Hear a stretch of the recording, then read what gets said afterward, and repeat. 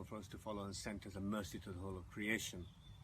I'd like to deal with the issue which is pertinent and very much the season for it, which is voting or participation in elections for Muslims. Is it haram or halal? And many have spoken about it, and there's many views out there, some more controversial than others. The first thing to state is that the opponents of participation in elections or voting often begin by saying democracy and criticizing democracy and saying democracy, because of democracy being a system built on shirk, because it does not make Allah God sovereign, it becomes a system of kufr and shirk, and as a consequence we cannot participate in it.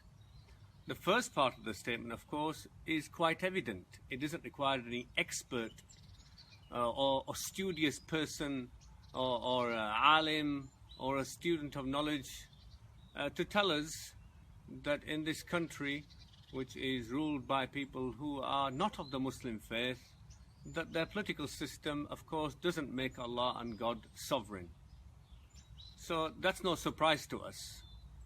However, we must realize that that doesn't necessarily lead to the second part, or the conclusion that we cannot participate in this. Or else, in fact, if we believe this system to be based on shirk and kufr, why are we living here in the first place? I would say to the brothers who suggest this idea that it is haram to participate and be part of such a system, that they should catch the first one-way ticket, and we're willing to pay the fare for them, and go and find a place where there is a system which is allowing them to participate in the elections. Perhaps Pakistan, Syria, Egypt. I wonder if they would be okay participating in elections there. Oh, sorry, there's no such thing as elections in Syria or in Egypt, effectively, or even in Saudi Arabia, perhaps.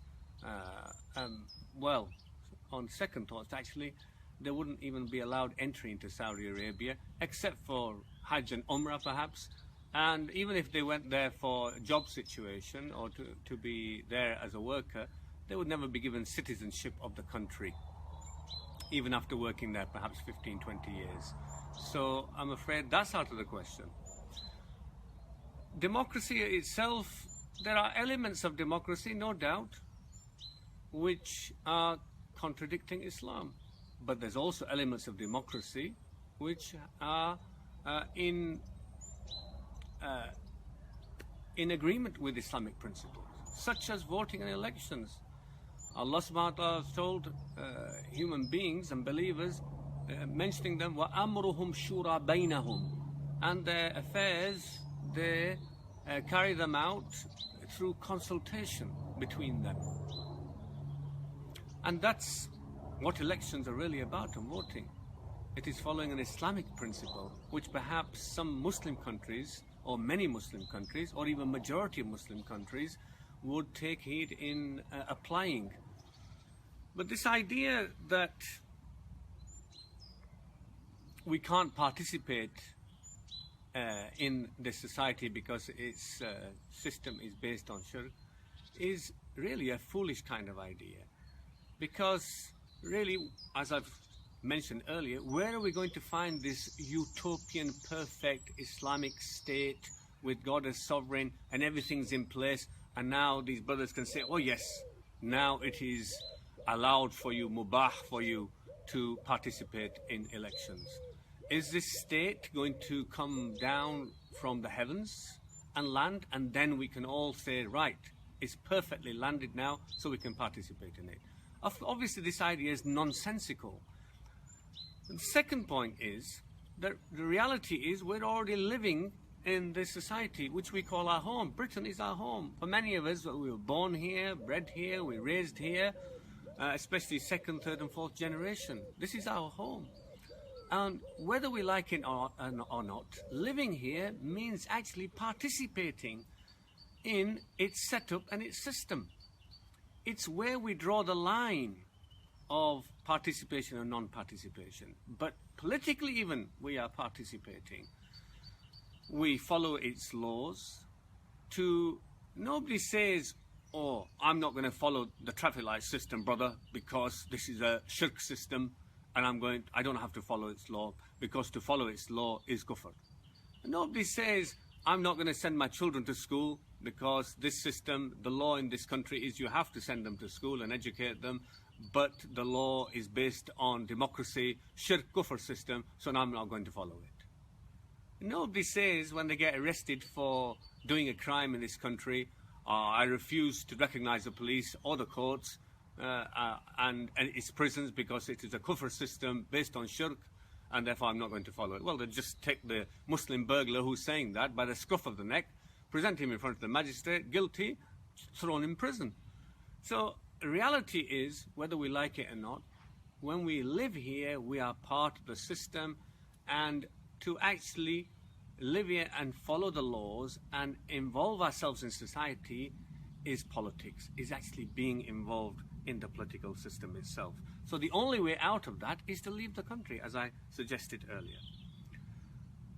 My third point is this idea that Islam doesn't allow us to follow and participate in the political setup of a shirki system, which is where we made our home. The Prophet ﷺ, for example, in Mecca, sallallahu alaihi wasallam,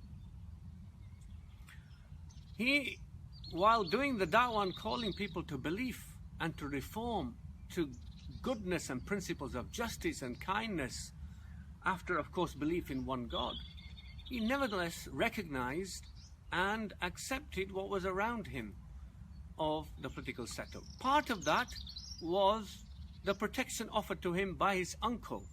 This was a political setup, socio-political setup, which allowed him safety and security to an extent from his enemies.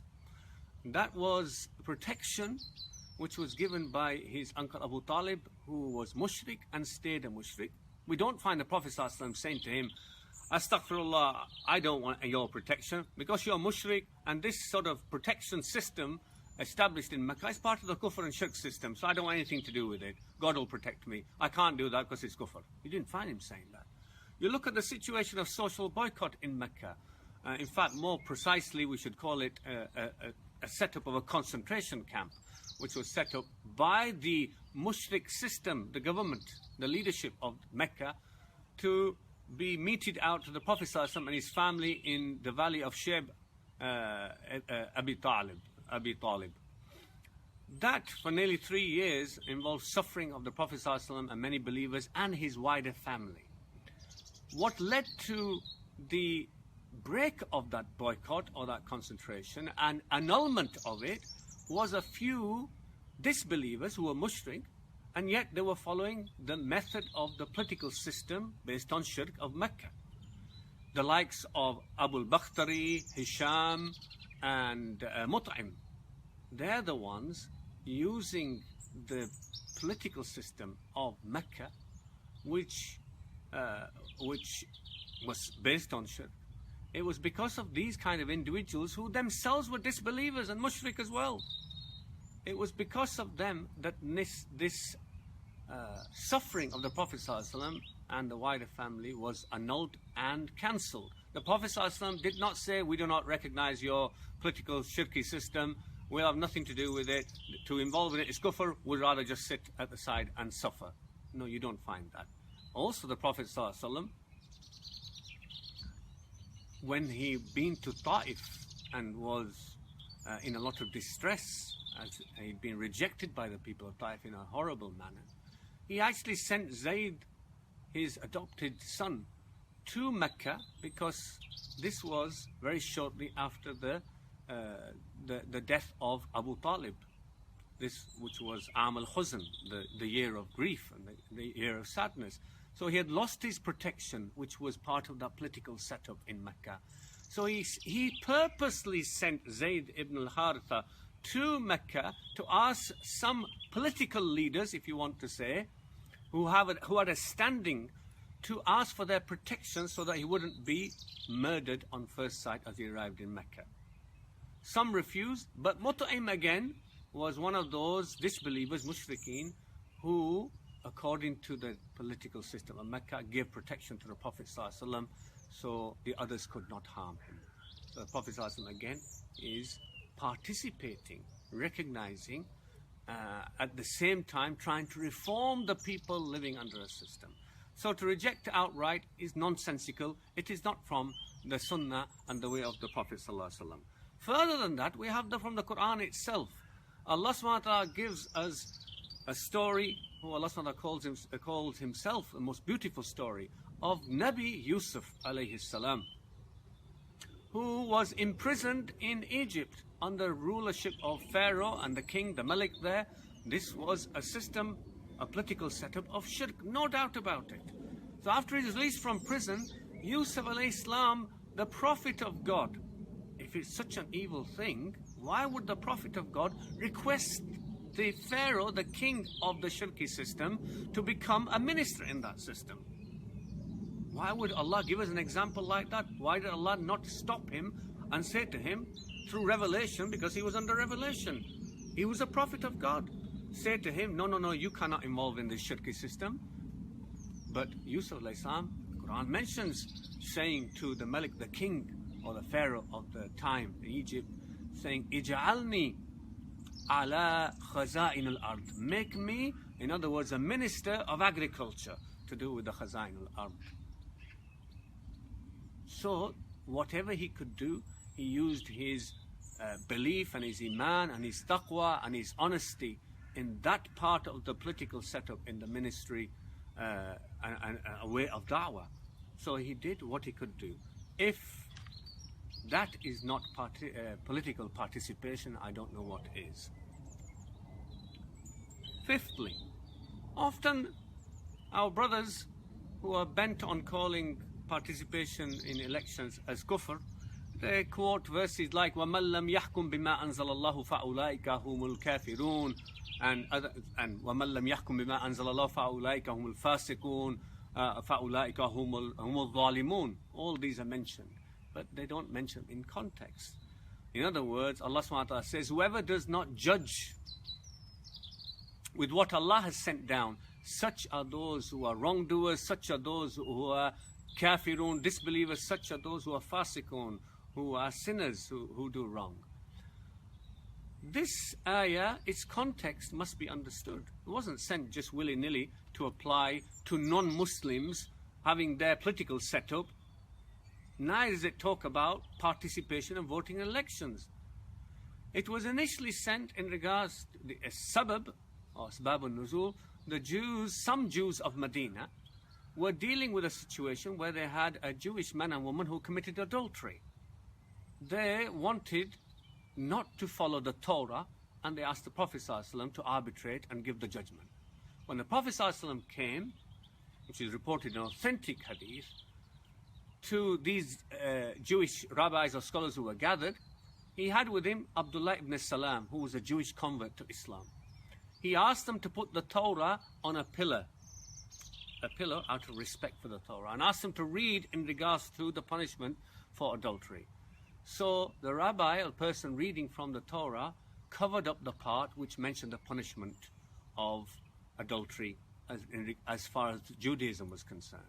Abdullah ibn Islam told the Prophet ﷺ what was going on, that the rabbi who was reading the Torah was missing out the part which mentioned the punishment. Anyway, the Prophet ﷺ judged according to the Torah.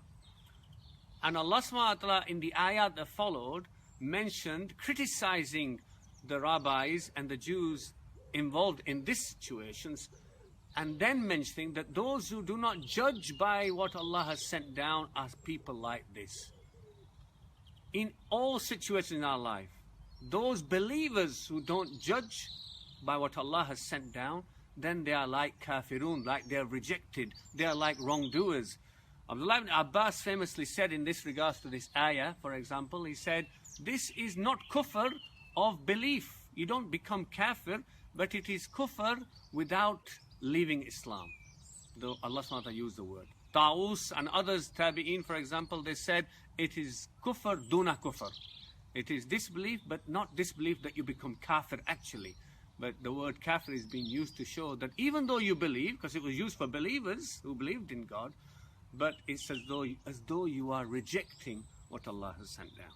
Of course, when we apply it now, it means that if a Muslim in any walk of life refuses to follow which Allah sent down to make any kind of judgment, then in that situation it applies to them. They are like fasik, they are like zalims, wrongdoers, and they are like kafir, as though they have rejected what Allah has sent down. As long as, and depending on what ability they have. So it only applies to a Muslim ruler who's been appointed and is ruling in a country that, where he has the ability to implement the Sharia and God is sovereign and he refuses to do so. Then he would come under the category of this ayah. Nothing to do with voters and elections or anything. In fact, there's nothing in the Quran, and we have to be very careful, and I'll come back to this point, but nothing in the Quran or Sunnah saying elections and voting in a non-Muslim society is haram.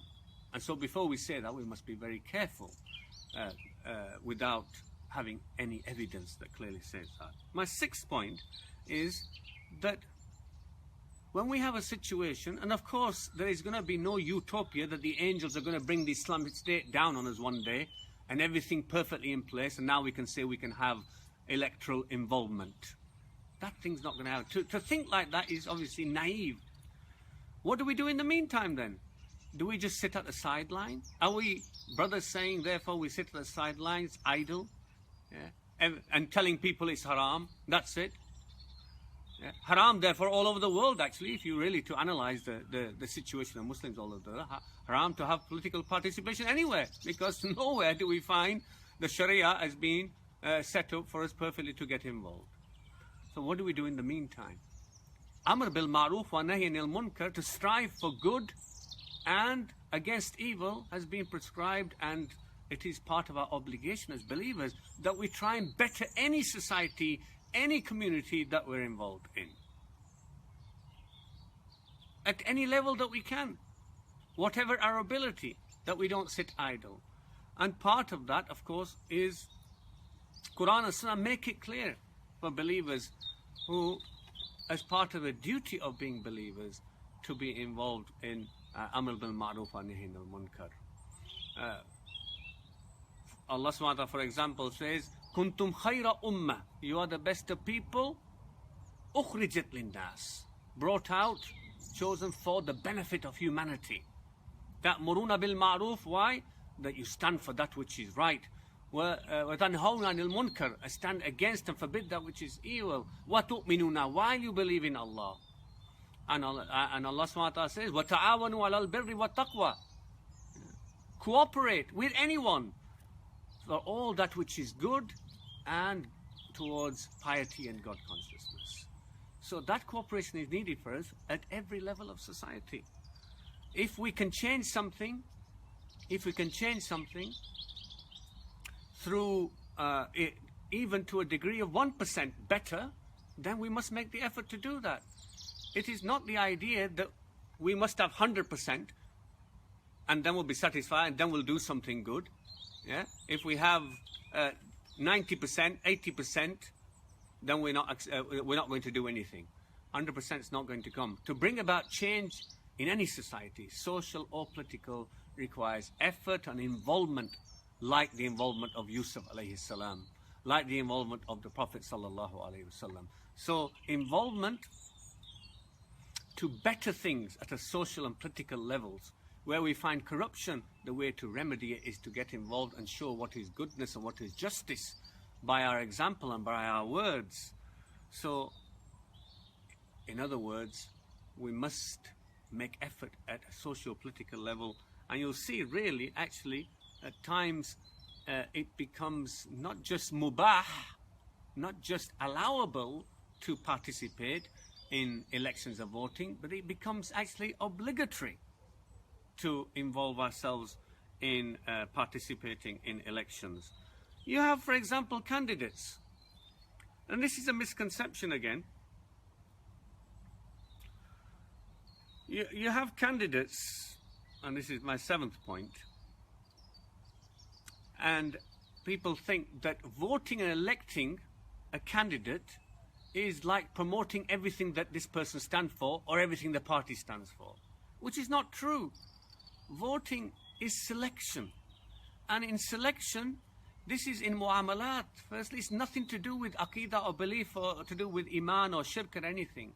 Here we're looking at society and its ongoings. A society in which we live in, we made our home. So any laws or anything that these candidates or these parties are promoting are going to have a direct effect on us. If we can better any of these for society as a whole, then we need to be involved. So selecting or voting a candidate purely means that you weigh up the pros and cons, that you are not agreeing with everything that they stand for, but you're going to vote them on the basis of some things which are a priority for you. All candidates are not equally evil and equally good.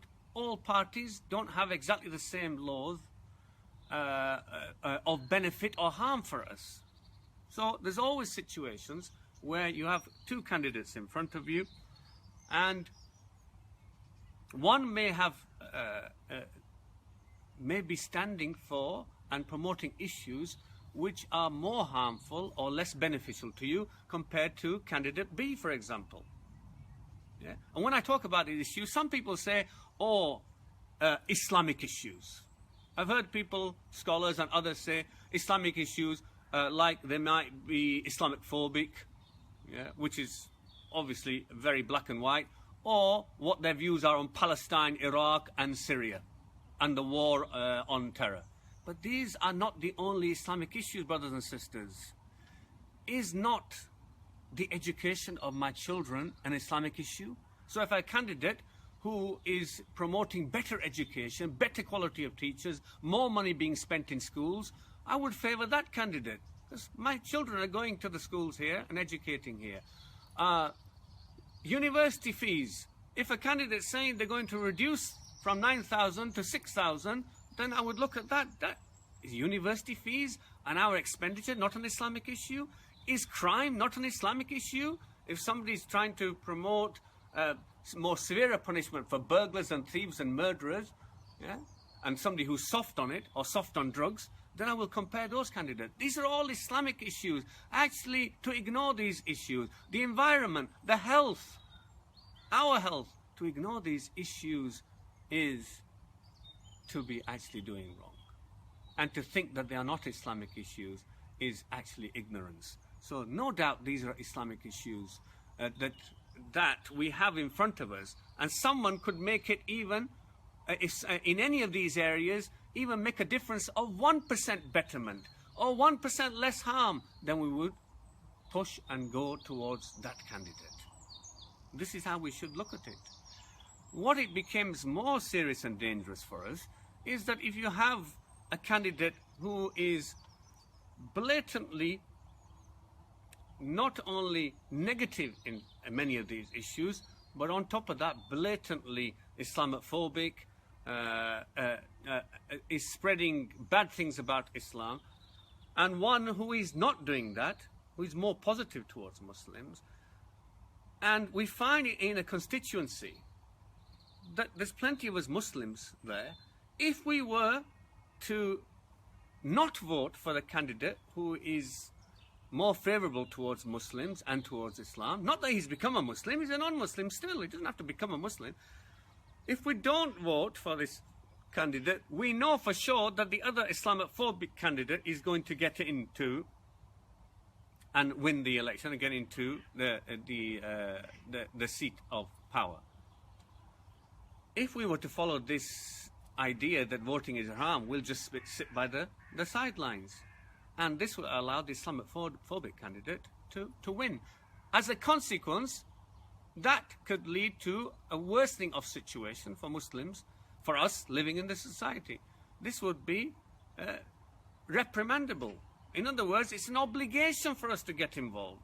And to not get involved would actually be a sin, in my opinion. So the idea is that we don't just sit at the sidelines, barking from the sidelines, or just making judgmental comments, but whether we like it or not, we have to understand to not vote is being political. To not vote is actually participating, as an example I've just given you. No, abstaining from voting is a political statement. So my point, coming back to earlier on, living in the society, we are already involved in its politics, whether we like it or not.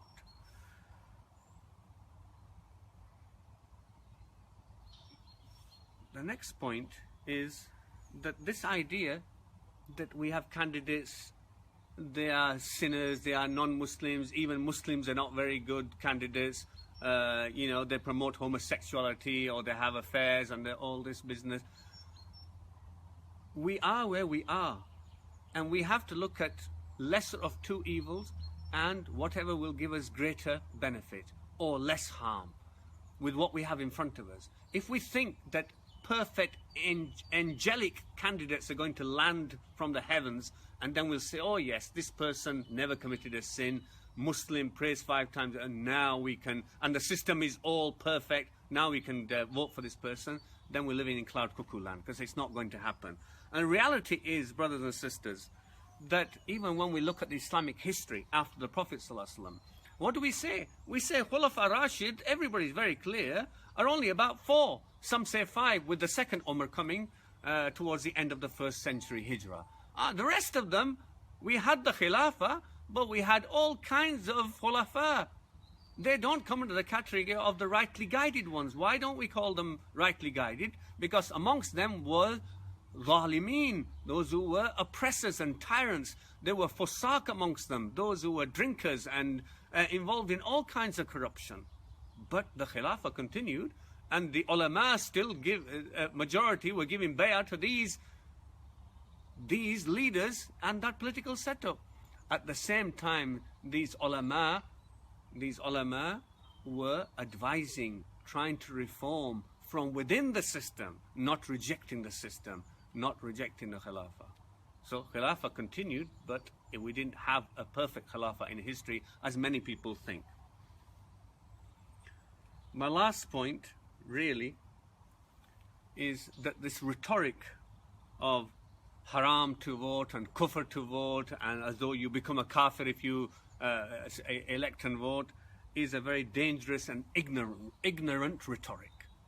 And I would warn those who are involved in it to be careful of it. Because as I suggested earlier, to make things haram, and this is in mu'amalat, not to do with aqeedah, not to do with the issues of belief or disbelief. This is in mu'amalat, in to do with society's setup. We have no evidence from the Quran and Sunnah, absolutely. We have contrary to that from the Quran and Sunnah, as I presented to you from the life of the Prophet ﷺ, from Yusuf al-Islam's story. Contrary to that, to say that actually we should participate in election and in the political process to make things better for the whole of humanity, not just for us. And even if we can make it better to a degree of 1%, 2%, 0.5%, that is still worth doing for that. And at times it is incumbent on us to be involved. That is part and parcel of being a Muslim.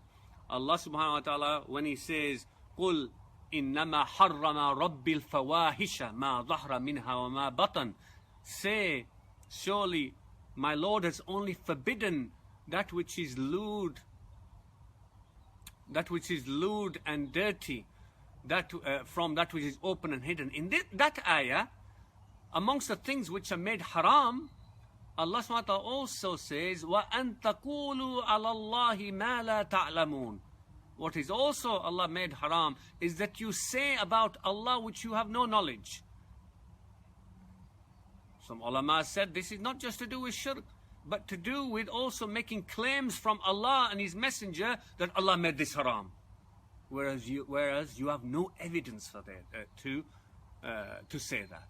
That's why ulama in the past actually, unless something was clear cut from the Quran and Sunnah, it came with the word of being forbidden and haram and to stay away from, they were very careful when they came to using analogy or qiyas, especially in mu'amalat, in the social political situation. They were very careful in using the word haram. This is ulama of knowledge, not like the tuppence penny for two ulama that we get nowadays, which we don't call ulama really. So these ulama would say at best, in my opinion, with my qiyas and analogy, I would say, I dislike it, stay away from it. So be careful with what words you use, be careful throwing around haram and shirk, especially unbelievers who are trying to make things good for you and for others in this society. May Allah subhanahu wa ta'ala guide us and forgive us, keep us on Siratul Mustaqim. Anything good is only from Allah, any mistake is mine, and may Allah forgive me. أقول قولي هذا واستغفر الله لي ولكم إنه هو الغفور الرحيم.